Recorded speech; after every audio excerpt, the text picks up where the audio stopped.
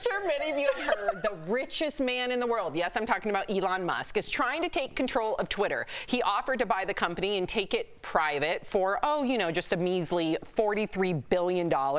He already owns nearly a 10% stake in the company. He says his vision is for Twitter to become, quote unquote, a free speech platform for the world. So the company today announced it's countering Elon's bid with a move that would force Elon to negotiate with the board and avoid a hostile takeover, which we all thought would happen before we heard Twitter's response.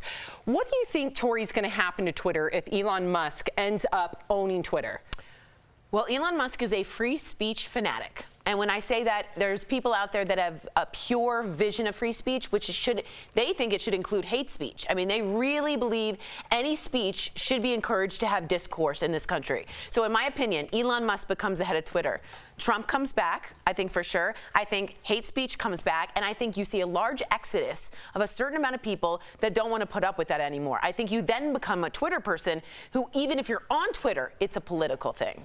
I think it becomes even more politicized. And look, he can do what he wants. It's just, it feels like a Bond villain with a hairless cat. I'm taking over. I could see like that. all of Twitter. Elon Musk always refers to Mark Zuckerberg as 14. Yes. Like Louis XIV. Exactly. Wow. What do you think, Lindsay? I mean, I just think, Twitter is already just like a mosh posh of hatred, and there is also positivity on there. It depends on what you look for, who you follow, but there already is so much, and they are very selective on these social media platforms with who they want to silence. I know Jeff talked about earlier how members of the Taliban still have a platform on Twitter, and people have different access. Like I know on Facebook, my issue is white supremacists still have a platform, and so a lot of times, when we talk about who we're silencing, we looked at like Ukraine, for example, and Russia. Ukrainians are able to express their truth. We're really about to see what's going on over there and during this war because they have Twitter to lean on. And so free speech should not be obstructed in any way because we've really been using it to communicate. And so I think, with Elon Musk,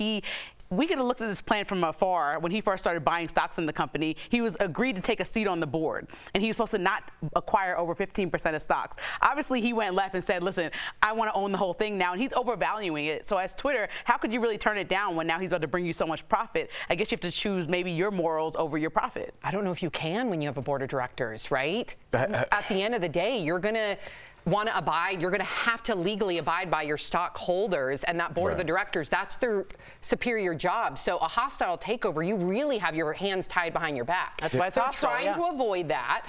Let me read this next part, and then I would love to get your opinion. So there are a lot of folks, you kind of brought that up, Lindsay, especially on the right, who think that Elon would be a very good thing for Twitter. Here's what Caitlyn Jenner said about it on Fox News.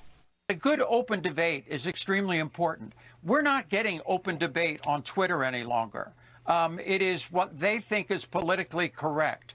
And that has to stop because I don't think we can grow as a nation and grow in ideas when we're totally being censored by big tech. And it's got to stop.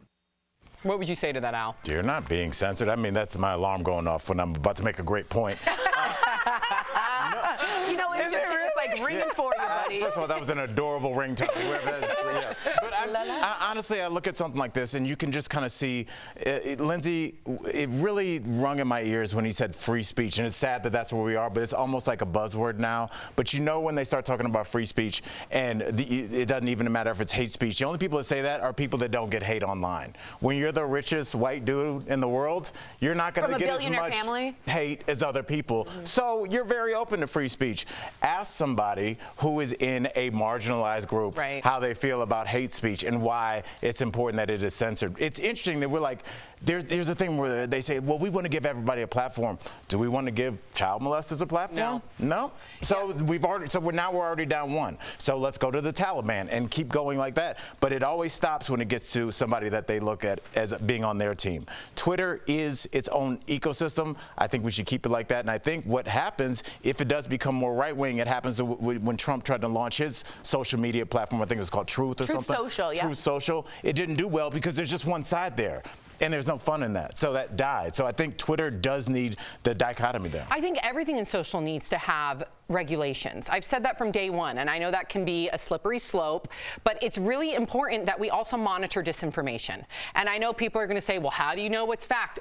There's got to be a board that you can somehow, of consultants, that we can trust. Maybe we vote that board in. Bipartisan. Right, bipartisan, experts, scientists. I'm sorry, but when you're spewing misinformation, disinformation about COVID, that costs lives. About bullying's going to be a separate issue, but you also see a lot of teenagers, that has skyrocketed as far as teenagers who attempt suicide because of bullying online. And then you also look at the insurrection.